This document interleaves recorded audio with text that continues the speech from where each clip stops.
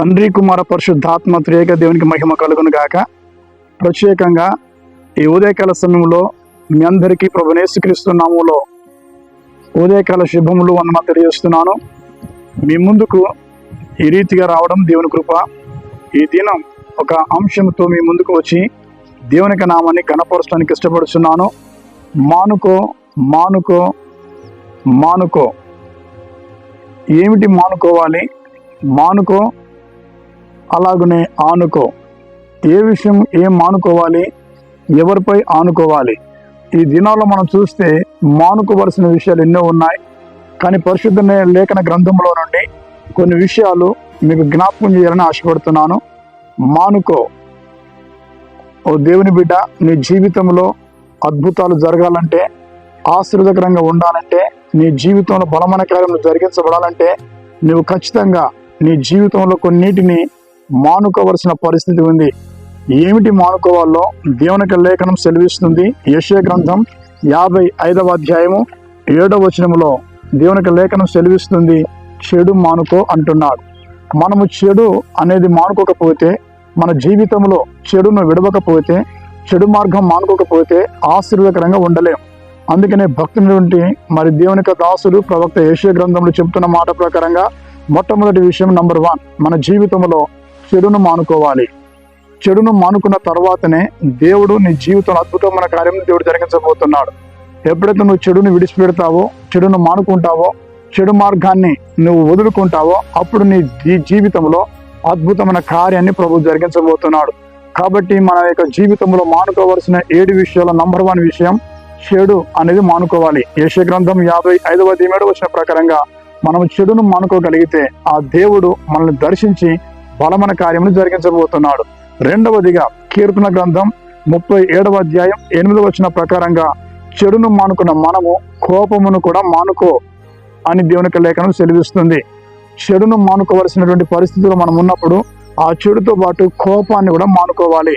ఎందుకంటే ఆ కోపం అనేది నీ జీవితంలో నెమ్మది లేకుండా, సంతోషం లేకుండా, సమాధానం లేకుండా చేస్తూ ఉంటుంది. ఆ కోపము దేవునికి దూరం చేస్తుంది. ఆ కోపము గృహంలో నెమ్మది లేకుండా చేస్తుంది. కోపము నీకు మనశ్శాంతి లేకుండా చేస్తుంది. కోపము నీకు అన్ని రకాలుగా నష్టానికి దారితీస్తుంది. కాబట్టి దేవునికి దాసుడు కీర్తన కావడం దావీదు మహారాజు చెప్తున్న మాట ప్రకారంగా మన జీవితంలో రెండవది కోపాన్ని మానుకోవాలి. దేవునికి సన్నిధానములో నువ్వు కోపాన్ని మానుకొని చెడును మానుకోగలిగితే నీ జీవితంలో బలమైన కార్యాలు జరిగిస్తాడు. కాబట్టి ఈ ఉదయకాల సమయంలో నీ జీవితంలో మానుకోవలసిన రెండవది కోపమును మానుకోవాలి. ఈ కోపాన్ని మానుకున్నప్పుడు నువ్వు ప్రార్థనలో ఎదగగలవు, దేవునిలో వైరాగ్యము కలిగి జీవించగలవు, దేవునితో సమాధాన పడి దేవునితో ప్రజలతో అద్భుతంగా అన్ని విషయాల్లో జీవనకరంగా మార్చబోతున్నావు. దేవుడు గొప్పవాడు. కాబట్టి నీ జీవితంలో అద్భుతాలు జరగాలంటే నంబర్ 1 చెడును మానుకోవాలి. రెండవది కోపమును మానుకోవాలి. అలాగనే ఈ కోపాన్ని చెడును మానుకున్న మనము మూడవది చూస్తే దేశునికి రాసిన మొదటి పత్రిక 5వ అధ్యాయం 15వ వచనం ప్రకారంగా కీడు చేయుట మానుకోవాల్సినది. నీ జీవితంలో ఎప్పుడైతే ఈ కీడు చేయటం మానుకుంటావో అప్పుడు నీ జీవితంలో అద్భుతమైన కార్యం చూడబోతున్నావు. కీడు అనేది ఎప్పుడు మనం తలపెట్టకూడదు. ఎంత శత్రువైనా, ఏ వ్యక్తికైనా నీ జీవితంలో ఎప్పుడు కూడా కీడు అనేది తలపెట్టకూడదు.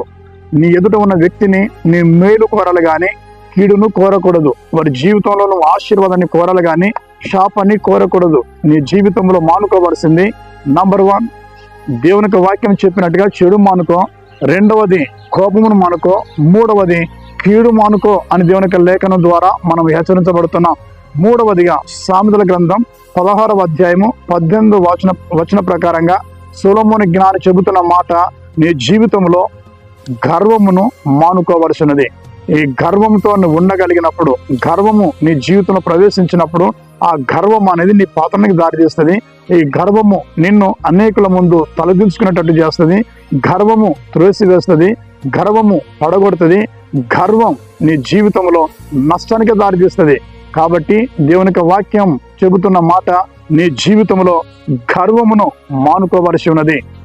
అలాగనే 5వ పాయింట్ మనం చూడగలిగితే 5వ విషయాన్ని దేవునికి వాక్యంలో చూస్తే రోమిలకు రాసిన పత్రిక 6వ అధ్యాయము 23వ వచనంలో దేవుని యొక్క లేఖనం ద్వారా అపోస్తలుడైన పౌలు గారు చెప్తున్నాడు, పాపమును మానుకో అంటున్నాడు.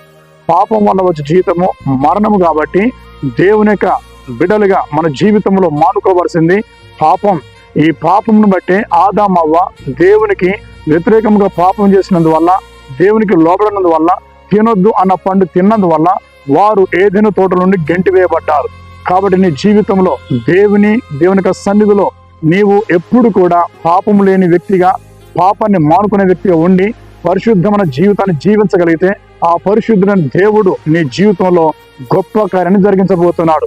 నీ జీవితంలో ఇంకా మారవలసింది, మానుకోవలసింది 6వది మన జీవితంలో మానుకోవలసింది ఎఫెసీయులకు రాసిన పత్రిక 4వ అధ్యాయము 29వ వచనం ప్రకారంగా షాడీలు మానుకోవాలి. ఎప్పుడైతే నీ జీవితంలో ఈ షాడీలు మానుకుంటావో అప్పుడు అద్భుతంగా నీ జీవితంలో గొప్ప కార్యాన్ని చూడబోతున్నావు.